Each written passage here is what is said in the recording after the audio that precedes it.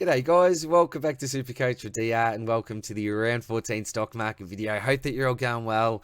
Now, in positive news, the buy rounds are finally behind us, but for some reason, the fantasy gods have not been kind and the carnage continues on into round 15, particularly in our ruck lines. I know some poor folks that have gone English and the teak. How unlucky is that? Also know some people that have a combo such as English, Bruce, and the teak there as well. What on earth do we do in our ruck lines? It is absolute carnage, as I mentioned. In our forward lines, obviously Butters is in about 38% of sides currently. He's looking like a trade out option. Look, if you're desperate for trades, you don't have many in the bank, and you've got decent cover, I think that you can hold on to him. But I'm worried that at times these injuries can tend to linger on for a little while. So that's where most of the discussion I think is going to be this week in our rucks, in our forward lines, but we'll certainly also go through all of the relevant defenders and midfielders that you can bring into the side as well this week. I'm going to keep this one a little bit shorter. Hopefully we'll keep it under 45 minutes. I'm hoping this will be uploaded by about 8 o'clock Wednesday night. But as I mentioned each week, and I have mentioned for probably the last month as well, my internet is buggered. Actually getting someone to actually come out to the house from Dodo on Monday, which I'm very much looking forward to. So I'll leave it there for now, guys. All the very best of luck for this week. Let's start off with the premium defenders. Now, I do have a new symbol this week. You can see there we've got the top 6 medals. So there's 2 players, Sam Docherty and Jordan Dawson, out of all the blokes on this list who I think will finish top 6. There's 4 other blokes that you'll see when we get to the next slide. But the man at the top of the list again this week is Daniel Rich. First time this year he's gone 100 plus in consecutive weeks. Obviously missed last week with the bye, but the 2 rounds before that had a nice pair of 119s. The pattern's been up, down, but maybe he's hit some form. Would have rested his older body over the byes. He's as hungry as any other Lions player for success. Peg below the top 6 in my opinion, but could comfortably be in the conversation for a top 7 to 10 if all things go well. But I much prefer the bloke below him, Sam Docherty. Obviously paying over 50k extra for him, but the break even, there's only 2 difference there, looking to go up around 22k. Why do I like the Doc? Well, he's just been in phenomenal form for the last 3 weeks. Averaged 23 kicks, 8 handballs, so nice ratio there. 9 marks a game. Does a bit of everything. Intercepts, takes some kick-ins. He's the real general down back, always directing traffic. So I really like the pick, and I think he's close to a lock for a top 6 at this stage. Saad had a great month with scores ranging from 108 to 122. Should probably smash the record for running bounces this season. It's his first instinct, isn't it? As soon as he gets that ball, taking some kick-ins as well, obviously providing his famous run and carry. And look, if you want to select him, you could, if you want to go away from the crowd, but I'd much rather someone like a Doc there. Got, 12 points on a 3-round average on him as well. Dawson, really like this selection. I think he's a top 6. Floor of about a 105, ceiling of 130 to 140. Last week was his 2nd highest kick count and his 2nd highest handball count for the year. So nice fixture coming up. Main issue here is that he's just getting expensive, but you're probably getting what you're paying for Jordan Dawson at the moment, I think. Luki Rhyme, bit of a pod, nice ceiling when he's on. Taking a little bit of a risk, but nice 3-round average. You could still go there if you really want. Crispy, just safe as houses, playing really well.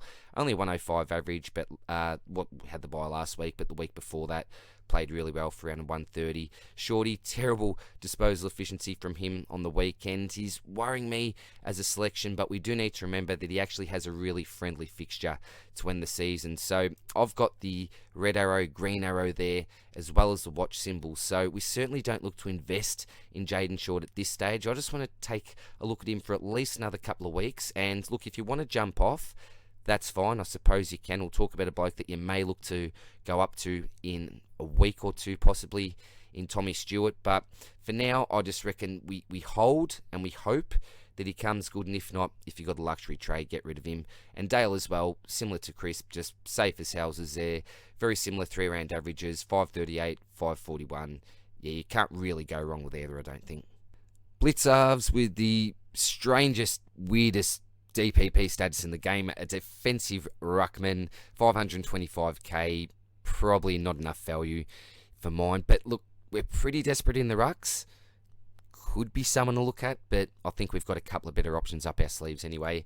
Sinclair, he's averaged 31 possessions in the last 5 matches, only 2 sub scores below 100 for the year. He's a good user, nice kick to handball ratio. He just basically does what he wants back there. You are paying over 600k at the moment, break even in red, but does have a 121 3-round average. So I think we can still get him. He's obviously a top 6 in my opinion, as is George Hewitt. Only 100 average for the last 2, 106 over the last 3, but I think he's just going to continue to be a really reliable selection.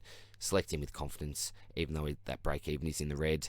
Houston, yeah, just watch him on repeat with him every week. Doesn't do it for me. Just a little bit too risky.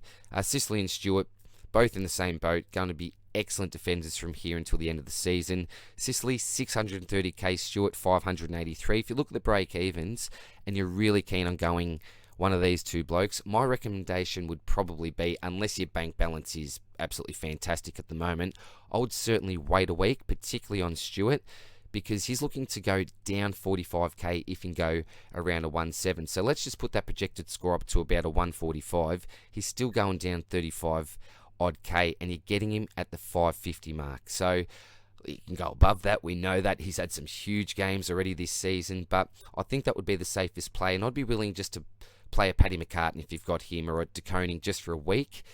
Get him at a cheaper price, but if you got the money, as I said, feel free to get one of them in. Onto the defenders, 250 to 500k, and to be completely honest, there's not a lot to see here. Only probably 2 blokes that would realistically look to bring into our side, and they're the top 2, Lachie Whitfield and Brayshaw. Gus Brayshaw, 100, 130, 126 in the last 3. Whitfield, well, first time for the season that he's gone 100 plus 2 weeks in a row, as soon as I've traded him out of my side, of course, but he looks to be moving freely now. Obviously took a little bit of time off to recover, and like many other GWS players, looks to be performing a lot better under Spike. 29 touches versus Aroos, back that up with 30 against the Dogs. Nice DPP status, and would be the ultimate D7 M9 swing if you have the luxury. I don't think many teams will, but he would be the ultimate player, I think, in that scenario, if you've got a little bit of money in the bank and you can afford to make a move like that. Apart from those 2 blokes, Vlastone, he's one of those pod selections, a bit too up and down. McCartan and De Koning, I would love to keep one of those for the remainder of the season as cover. I'm keeping on to Paddy, already got rid of De Koning, but either one that you want to keep, I would recommend to do that if you can. That would be really handy. And then you can even trade in a non-playing defensive forward in the opposite line and use either of these 2 players to swing between the 2. Salem, just watch him for now. Terrible 3-round average, but he's certainly a player. Could be a real pod selection to round out your side maybe in a couple of weeks. Zorko, the old man symbol, is not playing this week. I just think he's a trade-out option. We certainly don't look to go anywhere near Pendles. Ridley, a little bit inconsistent. 2 up and down, same price as Brayshaw. Probably prefer Brayshaw, to be quite honest. Hall, well, we can't get him at the moment, but just keep your binoculars on him, because if he does hit some form, we know what this man can do. So how low will he go? I'm not too sure, but if he gets to a really juicy price, he could be one of those luxury options just to have on your bench, either as great cover or that pot option that could score really well. Brad Hill is a pass for me, particularly with that break even right in the red. And Seagull simply isn't relevant. A bit sad because he's been a warrior from the past. Onto the defenders under 250k, and a big thank you to all the members you can see here: Benny Butcher, Ethan, DM to Devlin, Rohit, Elliot, Edward, Cormac Peake, Gruffy, and Benny Leonard. Thank you very much, guys. Absolute legends, and as you know, all the money goes to a really, really good cause. But back to the slides. Luke Cleary, 117,300. He's been up the top of the list forever. Look, does he come in? I've got no idea. If he does come in, job security obviously won't be that strong, so I'd probably just look to avoid him anyway. Now, Patrick Parnell, I said he impressed me in his injury-affected game before the bye, and he did continue to impress me this week. 10 marks to go along with his 14 disposals, set up a nice goal, and looks good at the level for mine. Job security looks okay-ish to me, and if he continues performing, I just think that he holds his spot. So 123,900, a decent price, negative 38 break even, looking to go up 40k this week. If you bring him in, you're obviously looking to make a little bit of money, maybe to assist with the last upgrade, and if not, just looking for someone to provide a little bit of cover for the end of the year. So do you go Parnell or the man below him, Massimo D'Ambrosio? I don't know if I'm butchering his name there, but we'll just go with Massimo. Now, I think he came in for Cutler. And look, as an ex-Lions player, I've watched a lot of Cutler in the past, and I'd much rather be putting games into Massimo without question, particularly given the fact that, let's be honest, this is a year of development for the Dons. They're not making finals, so that's the way that I'd be viewing it anyway. But last week, quiet start to the game, but a team-high 8 touches in the second. Really started to find his feet, feel comfortable. Did panic a couple of times, but that's expected in your first game. Also made some good decisions at the same time and did have an impact. I think he'll be a real fan favourite. Seems like a popular member of the playing group already. But look, there's no need to go early if you don't have to. In a week's time, if he holds his spot, great, he'll be a fantastic buy because he's the cheapest price possible at 102k. The only reason why I've got him on the list this week is, first of all, I brought him in last week, as a few other people would have almost been forced to do, depending on what situation you're in. I know that some people at the moment aren't even really interested if blokes are playing. They're just looking to bring someone in order to make another upgrade. But the bonus you get with Massimo is the fact that he should hold his spot. You know, he did impress me. And as I said, if I was the Essendon coaching staff, why wouldn't you want to get more games into him? So if I had the choice between Parnell and D'Ambrosio, probably Parnell. But if price is a factor, then Massimo should be fine, I think. Durden, really unlucky. The curse down there at Carlton, man, what's going on there? They are absolutely dropping like flies, these key defenders. But he'll be out for a month and probably won't play again because blokes like Wiedering and a couple of others should be available by then. So really unfortunate for Durden. We're playing a little bit higher up the ground, more than I expected, which is good for owners. Seems like a player.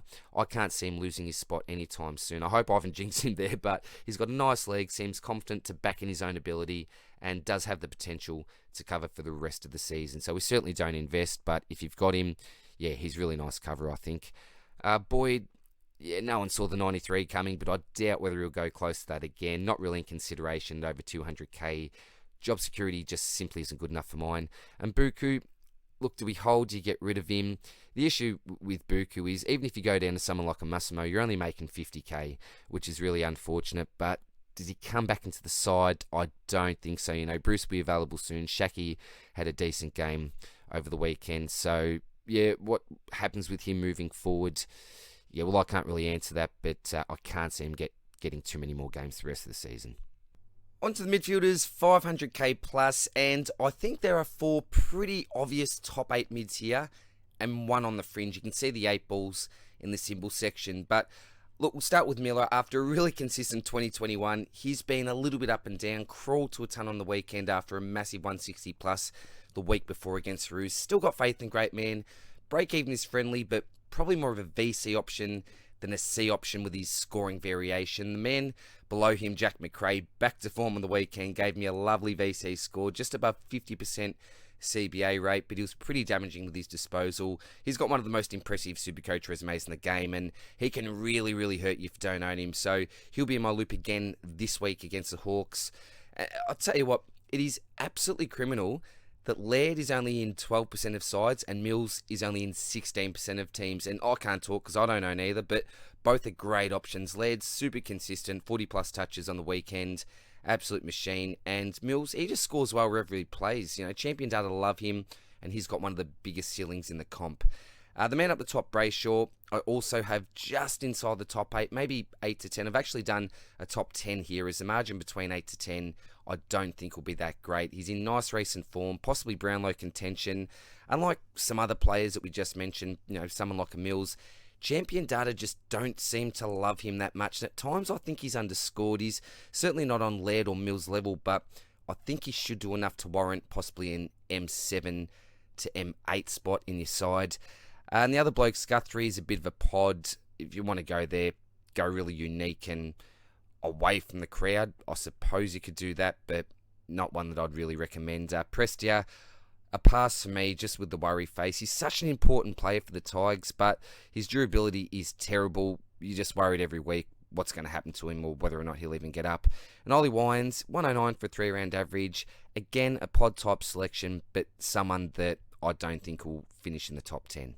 We've got 5 more 8 balls here. Clay O'Neill are the biggest locks you'll see for top 8. Both must-haves, pretty simple there. The other 3 are a little speculative. Walsh's CBAs have been a little bit down, often starting off the half-forward line. Had a great start last week, but faded towards the end of the game. We know the talent's there, and before the last 2 weeks, he was on fire. Parrish, if fit, has a massive ceiling. He can go on big runs and has had a great year to date. I was keen on him before he got injured, but due to that injury-affected game, he'll be much cheaper in a couple of weeks if he can wait. But yeah, definitely got top 8 talent for mine. And Cripper, well, we start to worry when he scores an 83, a 78. Then he goes back up. 114, 126, we breathe a little sigh of relief, and then he pops out a 79 last week, and questions are raised yet again. I've got the worried symbol there next to the 8 ball, as I'm not really confident on this one, but I'm just not prepared to write him off just yet. But I think he'll be a little bit up and down for the remainder of the season, and nowhere near as consistent as what we were hoping to expect him after his form for the first few rounds of the season, or really the first half of the season, up until the last month probably. Down the bottom, Jelly may have been fool's gold. Time will tell, but no way we're bringing him in. If you own, though, I think that you're certainly holding there. Brad Crouch, we're still back soon. I think he may affect Crouch, who knows, but definitely keep Steele on your watch list this week, and he will feature heavily in the stocking in round 15. I've got a bit of a sneaky plan that I mentioned involving this man, Zach Merritt, in my round review this week, because Merritt is, for me, a bit of a nothing pick. He doesn't get that contested pill, not finding enough of the football either. Does come up against the Eagles this week, so I'm hoping for a big score as a current owner, but that 3-round average 104 isn't really good enough, is it, for someone that we're selecting in our midfields. On to the midfielders, 250 to 500k, and I think we'll get through this one pretty quickly. We'll go right down the bottom of the list, and you can see the 8 ball as well as the hold symbol on track. Now, lots of coaches have lost patience, which is understandable, and I don't have any excuses for him apart from the fact that he was crook for one, and that sickness may have lingered. I'm not too sure, but he'd certainly be thankful for the bye. He's a real pro. He would have reset, got his mind and body back on track, and I think he scores well from here. Post-bye in 2021, he smashed it, and there's no guarantee that history repeats, but if Melbourne are going to get back on track, he'll have to lead the way. I may be hoping for too much, but we'll see how he goes in the next couple of weeks, but don't be surprised to see him really push up from here towards that top 8 position. Right up the top, you got Maddie, Rowe and Nick Dacos, both in a similar boat. I think that you hold them. If you've held on to them for this long for some reason, I think it makes sense to at least make a bit more cash for the next week. With pretty modest scores of 85 and 84 compared to their 3-round average, they're looking to both go up over 30k. So the plan probably should be to hold them for 1 to 2 weeks maximum, and then flip and make your final upgrade. But at the same time, and I don't think there'll be too many teams in this situation, but if you've got them as cover, that is absolutely ideal. And yeah, you're in a fantastic position. Your team must be looking, schmick at the moment. Dylan Shields a real pod, not one that I'd recommend. Clark has a sub risk, so yeah, the hold or chop him. I was planning on holding him for the rest of the season, still on my side, but that job security that I thought was really strong is suddenly looking a tad shaky, obviously, given the fact that he started as a sub. Toby Green, started the season on fire, did in the first couple of weeks, but not looking fantastic at the moment. 3-rounder, still under 3 figures. Wouldn't really look to go there. And Titch, I've got zero trust in. Just couldn't recommend him. And Keezy, I've got massive man love for him, but I think he's just a peg under the top 10. On to the midfielders, under 250k, and certainly not a buyer's market here. You've got Hoff at the top there, break even of 11. If you held on to him for all this time, then you would have been wrapped with what he produced last week, and maybe when you needed him most during the last buy round. Stevens, you can hold, you can chop. Don't know what his job security is going to be like going forward. Is danger available this week? If so, yeah, possibly he goes out. Jackson Mead, not sure about his job security. Chop, hold, do what you need to do. And Perez, again, another chop or hold, but given the fact he's got that really handy defensive mid status, if you can keep onto him, chuck him in your midfield, that'd be really, really handy, because I'm guessing that at least half of your defenders also have defensive mid status.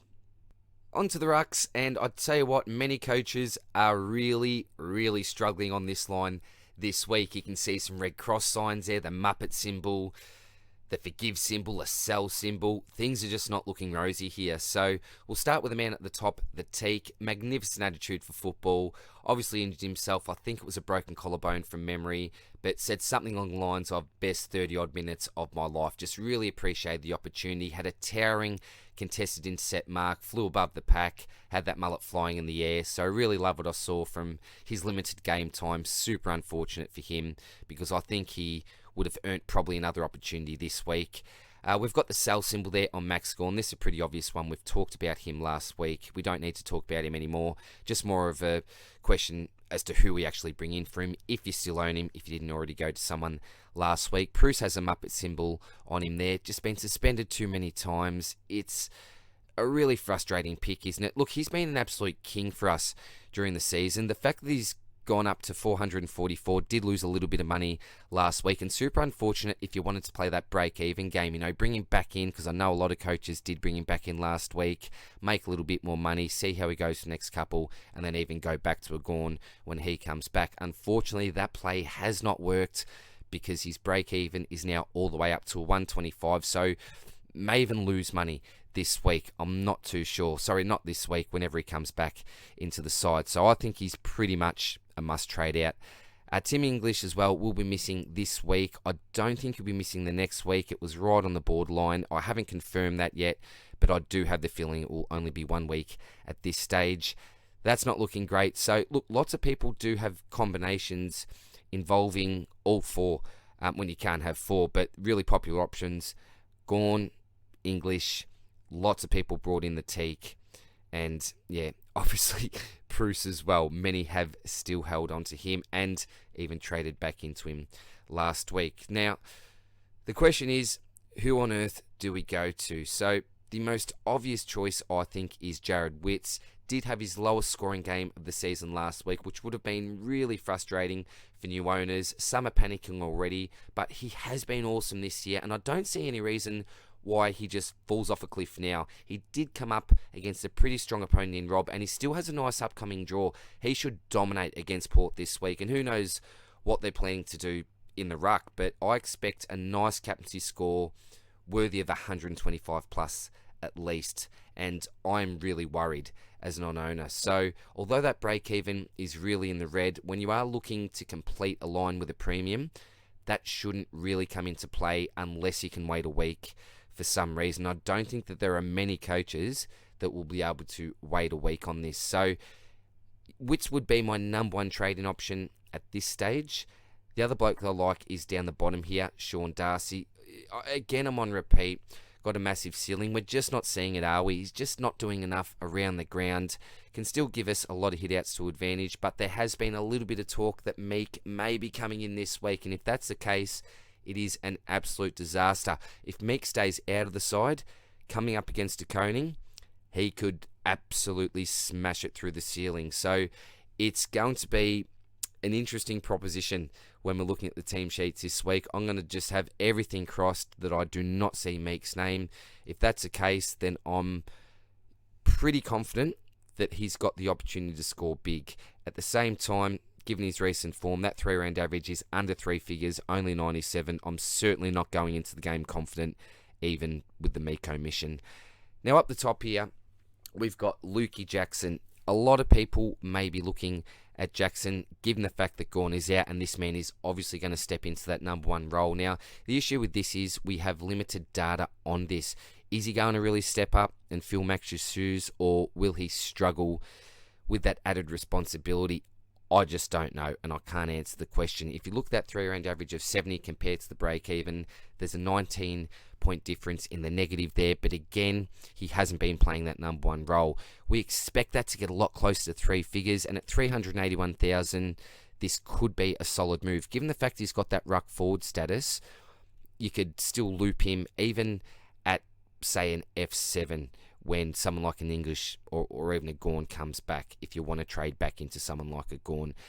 I'm not overly confident on the pick. I don't love the play because I'm pretty sure that if you don't intend on having the luxury of keeping him as that emergency loop sort of type player, you need to trade him out, and you need the trades to be able to do that. Many people are on limited trades at the moment. So look, if you've got the luxury to be able to afford that, you've got sort of 10 trades, you're only looking to make this move and then go up to a ruck to finalise your side again, then I don't mind that for the short term if you do have the luxury, but I don't think a lot of teams are actually going to be in that boat.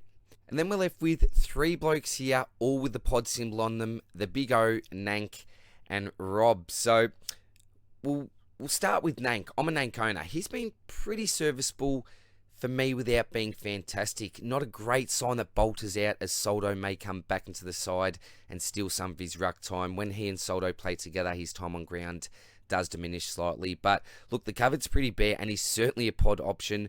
Most possessions are contested. He actually works really hard up and down the ground. I know some of his running efforts were highlighted during the telecast. Ends the season with Hawthorn, Port and Essendon, which is a really friendly ruck fixture, and does play West Coast in a couple of weeks where he could cash in. In saying that, does also come up against Wits and Darcy, which obviously aren't easier opponents. I couldn't highly recommend him, but should hopefully average 100 plus. Now, Rob, man, this is a tough one. He goes 133, 81, 62, gets dropped, returns for a 175, goes through the roof, and then only the 78 against a depleted Eagles ruck line, and then an okayish, a 97, I'm going to say, last week, against a very worthy opponent, obviously in Wit. So, as far as Gump would say, Robbie's like a box of chocolates. You got no bloody idea what you're going to get. If you're prepared to wear the bad with the good, he could be someone to look at. You can celebrate the 130 plus scores, but don't complain when you have to cop a 60 odd. It's all part of the experience of being a Rob owner. And then we got the Big O. So George actually asked a question in his round review during the week. Is the Big O a viable option moving forward? Because some of us just don't have the money to go up to one of the more premium options. And at 481k, he can actually also be a Butters replacement if using some DPP and if you are deciding to actually trade Butters out. Now, what I said to George, and I'm just going to read my comment straight from his round review. I said, on Big O, there are obviously some pros and cons. As a solo ruck, he can score really well. Was coming into his own last year, averaged 110 post by, and that was with Joey playing that ruck relief role. He's the hardest worker at the club and ultra professional. Originally, I was expecting him to get ruck forward DPP, and my plan was to trade him in as soon as Hipwood came back around the buys. Unfortunately, he obviously hasn't got that DPP, but with the ruck stocks down, he has to come into play, similar to a Nank and the Rob. And that's the only reason why we're actually having this discussion. People are pretty desperate at the moment. Now, he didn't score too well last week as a solo ruck, which is a slight concern, but I do expect his average to certainly rise. Fags may look at Fort as a sub in the future, and he did explain some of the method to the madness last week, actually having Fort as a sub, because that really did raise some eyebrows. And I've written here, the main concern with the Big O pick is that if any of our big men go down, Joey McStay, Hipwood, then Fort is the automatic in, and you're betting on our forwards having good durability. I could even see Fort coming in and McStay swinging down back if, say, an Andrews went down, although Payne could also put his hand to come in, and probably the more realistic option there, but it is certainly a chance. Brisbane has been on the road a lot lately, so I think the Big O will have enjoyed the break, should finish the season strong, and if our big men stay healthy, he should be a fine pick. If one of our forwards go down, then you may be in trouble. So like any pick, a few calculated risks to take into account, but if things go to plan, there is value and there is potential in the pick. So that's what I've got to say on the Big O. It's a tough selection. Look, I wouldn't be recommending the Big O, Nank or Rob. If you've got the cash, it's Wits or Darcy for me. If you're looking at a healthy ruck option this week, then it's got to be one of those two if you've got the cash. Now, what puts you off is obviously the break-even, 163 for Wits and 179 for Darcy. But as I've already mentioned before, we don't really take these break-evens into account when we are selecting someone for one of our last premium spots that we will hopefully have in our side for the remainder of the season, apart from if injury occurs. So they're the two blokes that I like. Out of the other three, it's pretty much flip a coin, take your pick, maybe look at their fixtures. The Big O is certainly the one that provides the most value here at 481k. With the Nank, you're paying over 80k more and close to 60 or just over 60 with Rob as well. The other option you've got there is Luki Jackson as a real cheap option. Got that handy DPP, but again, you're probably going to have to look to upgrade him again, most likely back up to Gawn when Gawn does return to the side. On to the forwards, 500k plus, and you can see that I have 5 players here with the top 6 symbol. That's Cogs, Parker, Libba, the Bont, and Josh Dunkley. The obvious omission is Timmy English, who I should really count as a forward. And just back to English as well, that's why I did recommend to actually select him as a forward so that he can just cover and swing into the rucks if needed. Now, obviously, he's no use to us this week, but if you do have him in the ruck, along with, as we mentioned before, a Bruce or a Gawn combo, then you're in a little bit of trouble this week. So that is unfortunate, but that is why I've only got 5 players here with the top 6 symbol. So Cogs up the top, I ended up bringing him into my side last week. It was a bit of a bitter pill to swallow, given the fact I had traded him out just before his massive game. That did sting a little bit, but it was the right decision to make. He had a really low break even, was available under 500k, and even this week, if you don't own Cogs, I think he's a pretty bad anti-pod to have. I would be pretty comfortable jumping on at 533k. 3-round average is 124, obviously including another really big game there. Break even of 27, still some money to make. That price should hover possibly around that 550 to 560 mark for a little while. I think he's a really solid option if you don't own him, as we mentioned. Luke Parker, so last 9 weeks, only 100 twice, and that was an 89 and a 97, which is pretty acceptable. Also had a couple of really big ones in there with a 150 and 135 last week. And back to last week's game, equal game high, 14 contested possessions, led the Swannies for tackles, second for total possessions, and still in only 23% of sides, which is way too low for someone with his talent. Look, the Swans as a whole aren't travelling that well, but Parker's still working really hard, scoring well, seems like a really safe option, and he generally has good durability to back things up as well. Game count all the way back from 2013 reads 22, 22, 19, 22, 22, 21, 22, 17 in that shortened year, and 22. So rarely misses a game and consistent for season averages. 105, 106, 109, and currently 106 in the last 4 years. So in my opinion, Parker is a fantastic Butters replacement. If you are even looking to trade Butters, look, we don't know how long he's going to be out for, do we? Could it be 1 week, 2 weeks, or more? These things can certainly linger. It's a little bit of a guessing game here, but I'm certainly looking to get out this week. The next man is Libba. So he's a man with the Mo and the Simpsons tats, as my boys refer to him. He's had a pretty consistent season to date. Really hard at it, as we know. A bloke you'd love to play with, always flies the flag for the team. 5 tons in his last 6 games, with the only sub-ton being a 92, which again for a forward is very much okay. Led the Dogs mids for CBAs last week with 72%, and he has been one of the main guys for the last couple of months. Earlier on the season, if you look at those lower games, that's directly related to his low CBA count, but I think that he continues there, particularly with Baz out of the size as well. He's had premium scoring history, gone 106, 103 in the last 2 years, and a few years before that, he did go all the way up to a 110, but never really reached those heights again. 4th for total points for forwards, 7th for average points, and if we take Baz out of the equation, he then moves up to 6. So if you don't have the money for a Parker or say a Bont, then Libba is the bloke that I really like. And going on to the Bont, he's an absolute no-brainer. So last week I was really tossing up between Libba and the Bont. Who do I go with? At the end of the day, and I did mention this in my round review, I did select Cogs simply due to the price. I already had the information that Butters would be missing most likely for 2+ weeks. So I decided to get Cogs in, given he was that cheaper option. And it would also allow me to bring the Bont in this week and at least get another week's look at Libba and the Bont. But Bont is certainly the man. Champion data love him. Even though he's most likely playing through injury, he's not scoring like he is. Absolutely fantastic pick. I highly, highly recommend that you bring him into the side if you don't have him. And Josh Dunkley down the bottom to round out the blokes who I think will finish top 6 for averages. What do we say? You know, he's been a little bit up and down at times. The break even is in red, but he's the type of player that can go very, very close to that on his good days. So a very highly owned player, certainly up there with the highest owned players in regards to the forwards in the comp. So not much discussion needed there. Most of us have him. Hopefully he ends the season really, really well. And then we go back to some of the other options that we've got here. I'll quickly, just above Dunkley, we've got Treloar. Again, he's another doggies option that's played some okay football this year. But if we look at the 3-round averages there, The only one that we don't see in triple figures. Along with his durability, we just cross him out basically straight away. Brody, now, some of us have got some cold feet at the moment.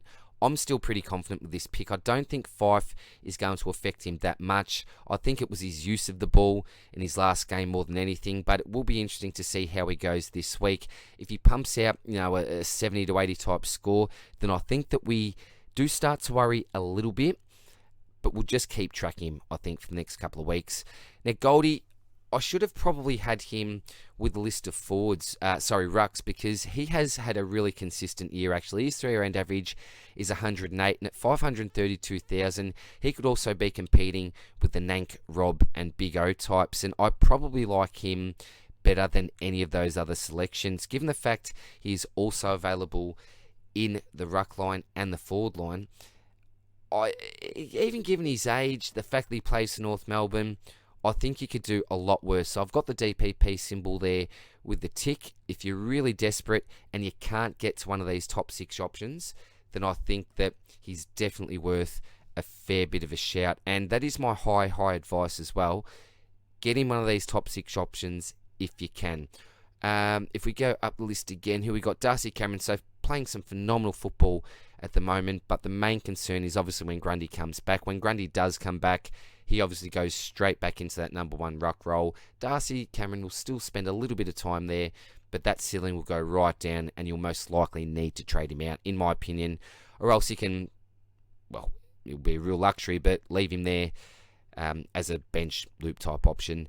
Jeremy Cameron, it's going to be a roller coaster with these key forwards, but he does have a pretty nice draw, low break even, a pod option if you feel like getting lucky, but he could absolutely burn you at the same time. And the last bloke up the top really piques my interest, Harry Himmelberg. We were a little bit worried last week. Last quarter, we saw him up forward again, and then in the ruck, attended a few CBAs. Obviously spent the majority of the time down back and looked good when he was down back. Why was this so? I think it was probably due to the fact that obviously Flynn didn't play, and Big Braden was out of the game with that injury. So I think it was due to team circumstances, but maybe this is a slight concern moving forward. If one of the big men do go down and they need to shuffle a few picks around, then Himmelberg is one that is probably likely to go maybe into the ruck or up forward, depending if they are running with 2 ruckmen. A Briggs may come into the side, for example. I'm not too sure, but I don't mind this selection at all. I don't think that it's a flash in the pan. I think he can certainly average 100 plus in his current role. We know what he's doing, takes some intercepts, taking some of the kick-outs, but always a little bit of a concern that that role could change. But if he does continue to play down back, he's certainly got the right to be in the conversation, to be in the top 6 forwards from here until the end of the season. So I've actually got the buy now symbol on him. We'll look at his break even. It's 14 in his 3 rounders, 136. Keep in mind though, that's including that massive game. What was it, 170 odd, 180 odd? And I dare say that he won't score near that for the rest of his career, most likely. But we never know. He's certainly got the talent, and that role does allow him to have a pretty decent ceiling. So the issue here is that a couple of weeks ago, you could have got him just above 300k. You're now paying over 500, and this price is right up there with the big dogs. So if you feel lucky, you think he'll continue to play down back, he's a pot option that's definitely worth a look at. Onto the forwards, 250 to 500k, and if you don't have the money for one of the premium options on the previous slide, then you may be looking at one of these fellas here. We've actually got 3 slides in this range to take a look at this week. Up the top, Roses. Now, you're certainly not looking to invest. He is definitely a hold, though. Missed last week due to health and safety protocols, but the week before that, up in Darwin, gave me an 85. So definitely has the talent, and I think will be a pretty reliable bench option for us moving forward. When I say reliable, not necessarily scoring wise, but job security, I think is pretty strong. Archie Perkins, a real pod type option, but don't get fooled from last week. It was the first time that he's gone above 3 figures for the year. Low break even, but a very, very risky selection. Toby Green, we know what this bloke's talent's like. One of the best players in the competition, 436,400. He'll either give you a fantastic score or a bit of a dud. Break even is 17. If you're going to take a punt on someone around this range, then Green is one of the better options, I think, in my opinion. But we know what the risks are. Got some NDHP about him. It's definitely going to be a roller coaster, I think, with Toby.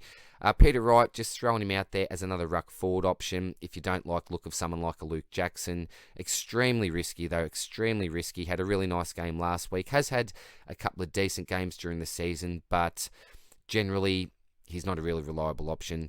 Isaac, he's actually played really, really well for the last month. Had a bit of heat on him earlier on the season, talking about him being a little bit selfish, but he's really turned that around.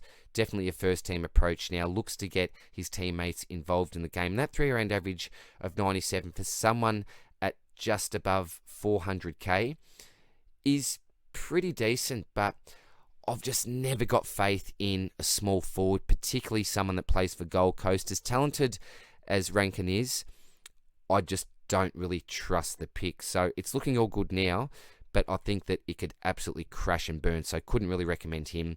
Jeffrey is out this week, I believe, with a knee issue, so that's unfortunate. He's been playing some really good football. Tex as a pod, look, maybe, but he's almost 500k, couldn't really go there. And Mr. Isaac, well, of course, as soon as I trade him out, he started to look really, really good. Sublime last week, particularly that first quarter, was just involved in everything. And for the first time in a while, actually flying for some of those marks. I've said it, I reckon, for almost the last 2 months, that he just hasn't been flying for the football and presenting as a target. It's been those ground ball gets, looking to get the crumbs, which isn't his natural style of game. You know, that's where his strength lies, with his overhead marking. You're always a little bit nervous when he does go up for one, because he's the type of bloke that could, you know, fall down and do some sort of weird injury, couldn't he? But at the moment, if you're desperate for cash, and again, if you can't go up to one of the top 6 who I mentioned before, then Heaney's probably the next bloke that you look at, isn't he? Don't be surprised for him to give you a bit of a stinker, but at the same time, I like the look of him at the moment. Now, it could be just short term, he may regress, but with a 3-round average of 91, break even of 47, there's still probably a little bit of value there if you can continue this good form. Don't love it, but don't hate it. Hobbsy's been fantastic for owners, so if you can, keep on to him as cover for the rest of the year. I think that would be ultra handy. Duncan, I've got the old man symbol on him there, just not reliable enough. He can have some great games where he looks like he's on top of the world, and then there's other games where you think, I don't even know why I even bothered looking at this bloke. So I couldn't recommend him, but who knows, he could come good. Now, Baker is someone that could be a realistic option for those that don't have a lot of cash in the bank. His 3-round average of 97 is pretty healthy. Lowish break even there of 62, so looking to go up around 10k this week. Does have DPP where he could swing with McCartan, a DeConing type, if you've got one of those down back or even up forward. He's playing more of that short role down back. He's a very versatile player, Baker. I really actually rate him. You know, he's got a lot of mongrel about him as well. Doesn't mind getting a little bit lippy, bit of personality about him. Can play down back, obviously, and we've seen that this season. Can play up forward and can also play through the midfield as well. When he's in those CBAs, adds a little bit of a different dynamic. So, look, I don't actually mind this selection, but again, he's someone that doesn't have any sort of premium scoring history, and there's nothing, or no concrete evidence that I can give you to suggest that he will be a successful pick to the end of the season. Kitty Coleman, again, I wish he was available at the start of the season, didn't do his hammy, because I was a big fan of him. He's been playing some really good football, came straight back into the side when he was available. No NEFL or VFL these days. I really rate him, and he should play this role, I think, for the rest of his career. Arioli, again, another one of these DPP selections, but I would prefer Baker as the top selection. Kitty would be second, then Rioli, I think, would probably be third for me. Lipinski, I think you can either hold him or you can chop him. Certainly won't be a top 6 forward from here on out, I don't think, in my opinion anyway. Tom Hawke will always be a roller coaster. Lowish break even there in the green with a 76, but he'll give you some great scores. He'll give you some ordinary ones. Side bottom, didn't play last week, but the week before, we saw why I had the trap symbol on him a couple of weeks beforehand. Has made his way up to almost 400k, but yeah, just don't like the pick. Had a really inconsistent season. And Shay, oh, well, interesting, wasn't it? You know, showing old mate Doherty the ball. But look, are you a fan of it? Are you not? arguments for both sides of the equation there. But he's a pod selection. If you are super, super low on cash, you could take a punt, I suppose. But he did burn a lot of people last year, and certainly not someone that I could recommend personally. A couple of interesting selections on this slide. Firstly, we'll get through some of the others. The package is a real pod type selection. We've got the wallet symbol there. Certainly couldn't recommend him. I'll go down to Durden. I think he is definitely a sell. Break even of 89. Very, very much in the red. I think you get out of the pick while you can now and just make your cash and move on. We'll skip Anderson to Goey. I've just got the Muppet symbol on him. I don't think that he plays this week. And with so many other players in our ruck line and forward line down and unavailable at the moment, this is just really, really bad timing. Be super, super frustrating for current owners. Now, I've just chucked this man in here, Peanut Laddams. Now, this is why the events of the weekend are exactly the reason why we call this man the Peanut. He just continues to display peanut-like behaviour, whacking Ollie Wines. Why would you do it? It's not tough. It's idiotic. It's just Peanut. It is Peanut Laddams at his finest. And I'll tell you what, Port supporters, you'd be glad that you moved this bloke on, I think. So he has a Muppet as well as a peanut symbol. Lucky him. Taranto, I think, probably comes in this week. I'd like to see him and get a gauge of what his role will be when he comes back into the senior side. Will he be playing predominantly up forward with stints in midfield or the other way around? I'm really not quite sure, but I wouldn't really be comfortable bringing him in straight away. I'd like to wait on him for a week if possible.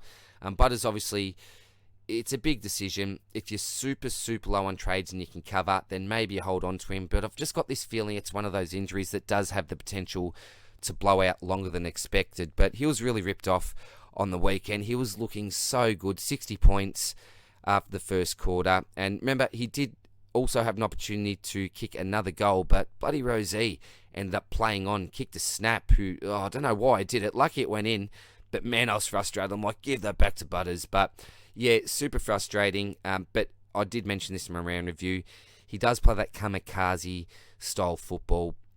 We know what he does each week. Just puts his body on the line. And this is always going to be a worry with him moving forward, I think. So probably not a player that I'll look to select in the future. That durability is just too much of a concern already at a young age, I think. And Dusty is the other one we'll quickly go past before we get to the other guys. He's just a pass for me. Obviously didn't play last week. Break even of 126. Look at that 3-rounder, 76. Just far from fantastic. So back up to Rosie. Now with Butters out, short term anyway, I think this definitely helps Rosie. I think he'll play that midfield role. 3-round average of 95 is certainly okay. I think he's a realistic option if you just don't have the money. So if you've got nothing in the bank, well, you obviously have at least 471k to use. I think it would be a half decent trade down to Rosie. Gresham is a high priced player, almost at the 500k mark, 3-rounder of 100, but looks super exciting over the weekend. He's been such a great selection for those that started with him, and I guess that if you started with him, you've probably still got him now. Is he worth a trade out? Look, as a luxury trade up to a dog or Luke Parker, that would be fantastic, and I'd probably recommend that. But do you need to do it? Certainly not. I'd be pretty happy with Gresham. And the last bloke here is Jed Anderson, who I think is another realistic option. Does have the best 3-round average out of any player here. Break even just in the green there, so matches up pretty much evenly. Will most likely hover around the 430 to 470k mark. Do I like him as a selection? I think he's okay. But again, just an option if you don't have the money. High advice again. I've mentioned this, I think, 2, 3, 4 times. I'm sorry if I'm on repeat. Try to get one of the dogs or a Luke Parker. And we'll finish off with the forwards under 250k. Thank you very much as always for sticking with me. And again, a big thank you to all the legends you can see here that have signed up as members. We've got Ray, Nick, Danny's Pigeons. Harry had a great chat with Hazza the other night on Skype. Well, it was Instagram, wasn't it? What was it? One of them anyway. Calmini, Colin, Zachary, and Cody. Thank you very much, legends. Really, really appreciate it. Now, again, it's not really a buyer's market here. Apart from JD Clark, who you've got available up the top there, 117,300. Looked okay for the first couple of weeks. Does he keep his spot this week? I'm not too sure. Rioli may come in for him. I think that one of them will play from week to week. So even if you grab onto Clark and you still own Rioli, I think that they may be a nice little combo, and you should be able to rely on one. Again, the Castagna situation, I don't know what's happening there, but it could be something to look at anyway. But negative break-even of 39, projected to go up over 40k this week. Jesse Motlop, if he does play, I don't expect him to score overly well, will be a slow burn. Curtis as well, slow burn, but had a pretty good game the week before the bye. Now, Josh Kennedy. Now, this is obviously the West Coast Josh J. Kennedy. I was just looking through the names and saw this bloke at 203,000. Now, in the past, he has had a massive ceiling. We've seen a few 170s, 180s from this man. Now, this was obviously back in his glory days, but as recent as a couple of years ago, we've still seen some massive scores. So, if you're absolutely desperate or want to go way away from the crowd, I wouldn't recommend it, but it's just an absolute wacky option that I thought I'd throw in there this week. Sammy Butler, mid-forward, I think he keeps his spot. I've got a feeling that Mitchell is a fan of this guy, getting some opportunity, but don't expect him to score well. Should be some decent cover. McDonald, does he come back into the side? Is it competition between someone like McDonald and Butler? I don't really know, but I traded him out last week, was spewing that he didn't cover for the buys. And Rioli down the bottom, as I mentioned before, may come in for Clark. Looked pretty exciting for his 25 points coming on as a sub in last quarter. Kicked one, set a nice one up. Fair bit of defensive pressure. Obviously would have had a lot more energy than any other player on the field, so that would be expected that pressure would be right up, only playing for a quarter. But yeah, I'm just hoping that he continues to get a game. Even as a sub, I suppose that if you're desperate, there's still some points on offer if he comes on. But yeah, not ideal. Hopefully he gets a game. So that's it from me for now, guys. All the best of luck with your trade-ins and trade-outs this week, and I'll see you soon in the next one. Cheers, bye.